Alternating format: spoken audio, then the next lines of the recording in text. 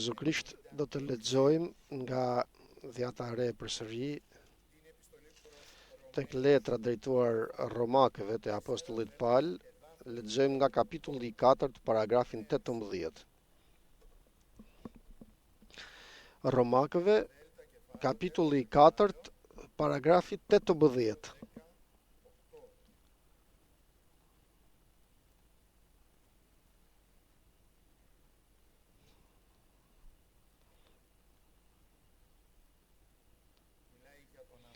Flet për Abrahamin më lart të mos e lexoj krejt dhe tek 18 vazhdon përsëri dhe thot: ai, pra Abrahami, duke shpresuar kundër çdo shprese, besoi për të bërë ati shumë kombeve sipas asaj që i ishte thënë.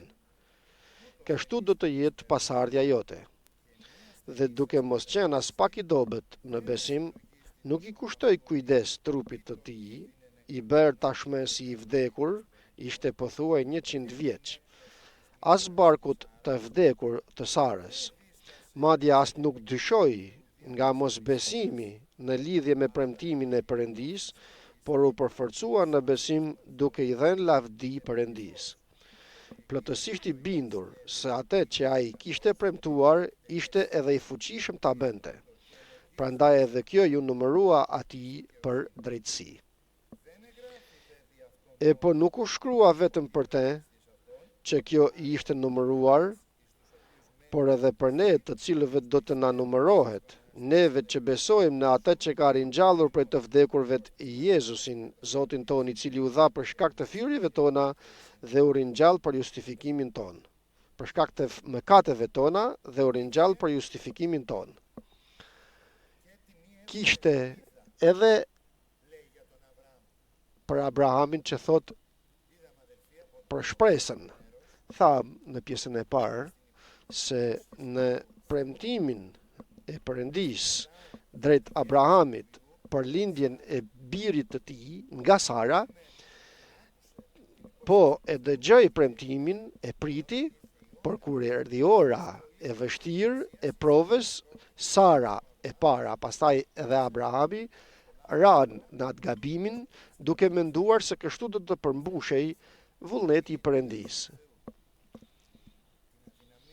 Dobësinë e tij nga njëra anë, apo dobësinë tonë Perëndia e anashikon, e anashkalon, sepse në kohën e paditurisë e anashkalon Perëndia dhe na pret në një ecje të re, në një ecje të shpresës dhe të besimit, i cili do të vijë vetëm në qoftë se kthej shikimin tim dhe shikimin tënd tek Perëndia. Nuk bëhet ndryshe, sepse jemi njerëz të dobët dhe gjendjet dhe çështjet do të na bëjnë të mpakemi dhe të mos mund të ecim. Dhe mendimet tona dhe mund të arrijnë edhe në zemrat tona shigjeta e të ligut se Perëndia nuk merret me ty, do të merret me të tjerët, ja që u përmbush premtimi tek tjetri, kurse për ty nuk merret Perëndia me ty. Dhe e them përsëri, kur të vinë mendime të tilla në mendje dhe në zemrën tënde, ta kundërshtosh në emër të Krishtit, të thua shporu prej meje Satan, ik, sepse Perëndia im është i vërtet. Ma si do ta them derisa besimi im ka arritur në fund? Si mund ta them akoma edhe shpresa ime është si një qeri që është shkrirë, nuk ka më qeri dhe ku të jetë tani po dridhet flaka për të shuajtur, po humbet.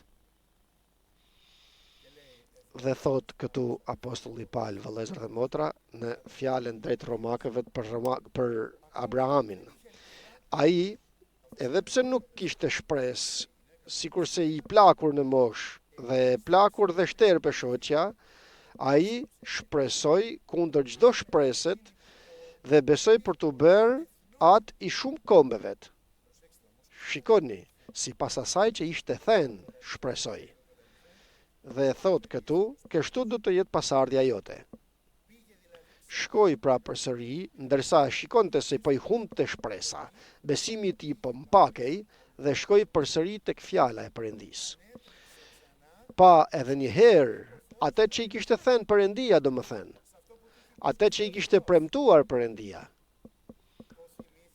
Ju kujtua, e kujtoi përsëri, pra nuk e di nëse kishte shkruar dikund, e gjeti, rikujtoi përsëri,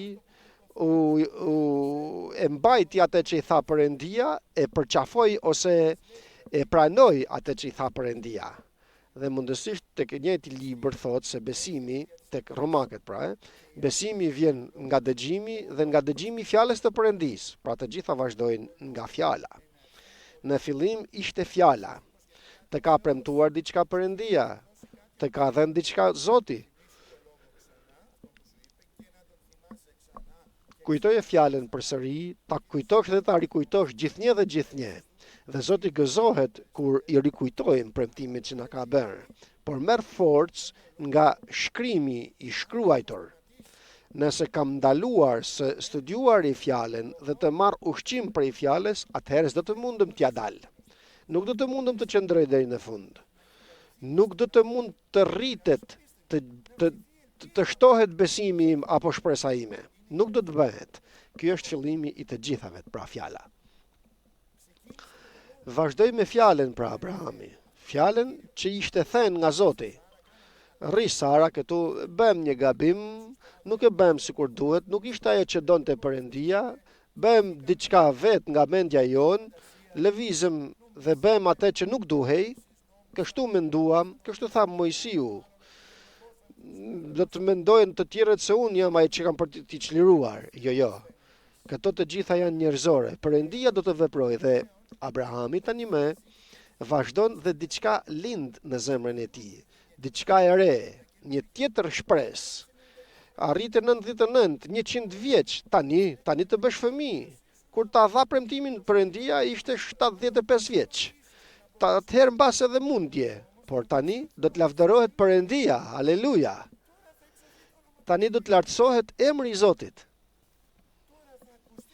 Tani do të dëgjohet në të gjitha skajet e dheut se Perëndia ringjall, se Perëndia bekon, se Perëndia nga asgjë jep jetë, sepse vetë Perëndia, vetë Krishti është jeta.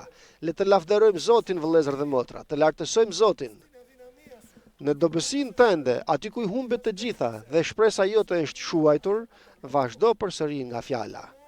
Nga fjala, nga premtimet. Dhe mos u dobësuar as pak në besim, nuk mendoj se kjo nuk bëhet, ky premtim. Tani tham se futen mendimet, duke mos u mpakur në besim, vazhdon besimi i tij të forcohet. Nuk kthehet përsëri atje që të mos ketë më shpresë, por nuk llogariti për trupin e vet të plakur tani dhe tashmë i vdekur, po i thuaj se 100 vjeç, dhe as për barkun e Sares që ishte e vdekur, pra u mundua të qëndrojë në besim ai njeri. Kjo që thot, duke mos qenë as pak i dobët në besim, kjo do të thotë se është një luftë për Abrahamin. Nuk është diçka e thjeshtë. Për Abrahami qëndroi besnik në fjalën e Perëndisë. Luftoi të jetë pranë Zotit, të mos e mërzit, të mos dhe nëse e mërzit, të kthehet dhe të pendohet, të kthehet pranë Perëndisë, të bashkohet me Zotin, të tharras drejt Perëndisë, sikur do të shohim më poshtë, të bëhet një me Perëndin, të jetë pranë Perëndisë. Dhe as nuk, thot tek 20, nuk dyshoj nga mosbesimi. Pra nuk e la mosbesimin njerëzor apo fenomenin që ti vej dyshime se mos vallë nuk do të bëhet. Nga njëra anë do më thënë nuk e la besimin e tij të dobësohet, sepse sa dobësoi besimi i tij, ai gjithnjë dhe më tepër shkonte tek Perëndia dhe pranë Perëndisë dhe në fjalën e Perëndisë. Dhe në kish do të thonim edhe sot dhe në gjunjë dhe gjithnjë dhe më tepër duke kërkuar Perëndin. Dhe nga ana tjetër nuk hezitoi, nuk i la mendimet njerëzore, ato ku bota apo djalli nëpërmjet botës t'i lej të hyjë brenda nesh dhe të na bëjnë të humbim besimin. Sepse nga njëra anë mundet vëllezër dhe mondra të shkojë tek Perëndia dhe të marr besim, të marr fryt të frymës të shenjtë, të marr ushqim, dhe të forcohem, kurse nga ana tjetër të kem lënë një derë të hapur ndaj botës dhe ndaj mëkatit dhe ndaj gjerave të botës. Sytë e mi, veshjet e mi të bëhen pranues të çështjeve të botës dhe të çështjeve të botës dhe bekimi i gjithë ai bekim nga njëri anë të hy dhe nga ana tjetër të ik dhe ta humbas dhe të pakem të dobësohem, ndërsa nga ana tjetër dua të marr dhe dua të jem i mbyllur mirë, i ruajtur mirë, që të mos vinë mendimet dhe shigjetat e të ligut të më godasin dhe të dobësohem.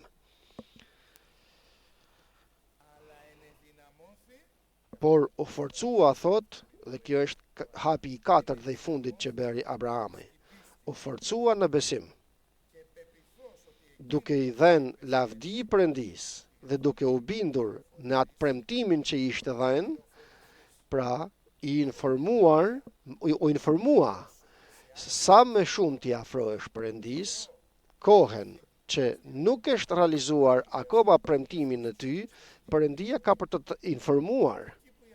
Aty ku mosbesimi yt do të thotë se s'ka për të bërë asgjë, Zoti të thotë përparo, edhe pak. Mos ki frikë, unë do ta bëj. Do të vi Perëndia të të forcoj. Do të jap informacione të cilat nuk janë përmbushja, por janë informacione jo vetëm që ka për të të forcuar besimin, por do të informoj që të mund të ndeshësh me kurthet e djallit, që të mos e humbish besimin tënd tek Perëndia.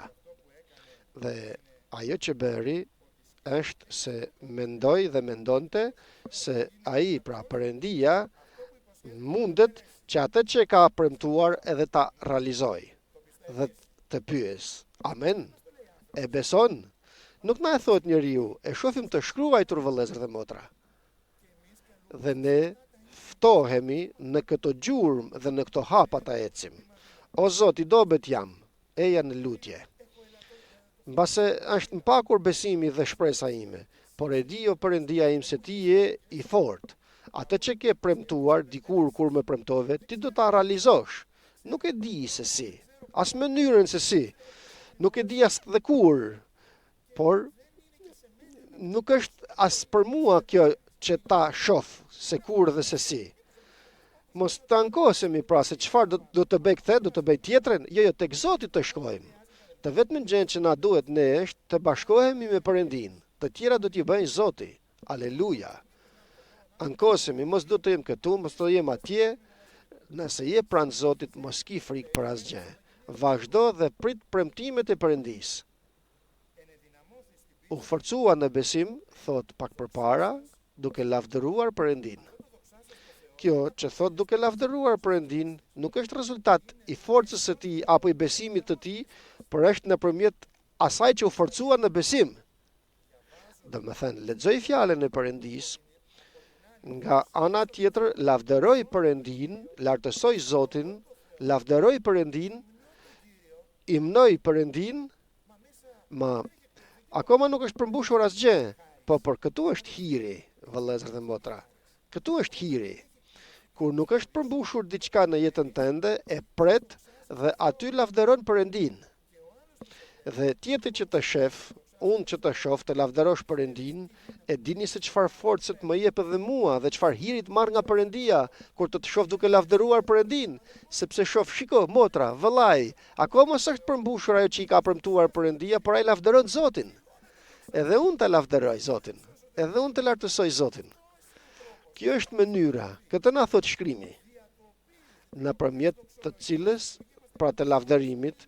Lavdërimi nuk është vetëm lavdi, aleluja, por kjo është, por është falënderim jo në lutjet, që ti themi të falenderit o Zot për të gjitha sa ma ke dhënë, dhe për ato që nuk më ke dhënë të falenderit, për ata që ke për të bërë o Zot. Amen, vëllezër dhe motra, dhe nuk do të bëj Zoti. Lum njeriu, thot, dhe i lumur është njeriu, thot, tek një psalm, thot, mirë për mua, në qoftë se prita të shoh madhështitë e Perëndis, ku në qiell sigur do t'i shohim, por në tokën e të gjallëve do t'i shohim. Do t'i përmbush Zoti, vëllezër dhe motra, por ti lavdëroje Zotin. Sot, vëllezër dhe motra, në lutjen tonë, të bëjmë këto hapa, dëgjuam fjalën e Perëndis. dhe do